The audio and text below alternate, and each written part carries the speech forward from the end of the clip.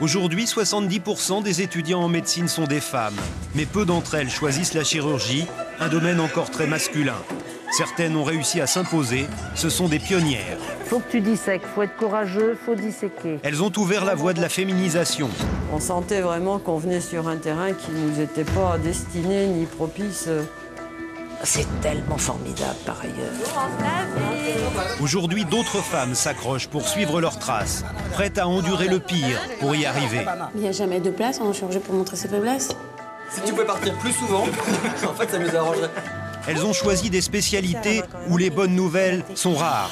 On n'est pas obligé de leur dire clairement qu'ils vont mourir dans 4 mois, dans 5 mois, dans 6 mois. Des spécialités où la vie ne tient qu'à un fil. J'ai vécu beaucoup de moments de tristesse, de chagrin. On est dans un autre monde, quoi. Un monde où elles devront se battre.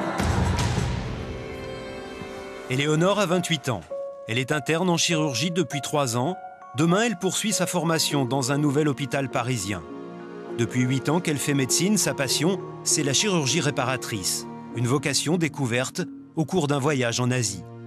J'ai vu cette femme au loin qui avait une malformation du visage. Elle avait un visage complètement déformé, avec des boules de chair en plus. Et je me disais, si un jour je peux faire quelque chose pour réparer, voilà, j'ai eu ce sentiment d'avoir eu envie de la réparer, de l'aider. Quand on opère, on modifie les choses.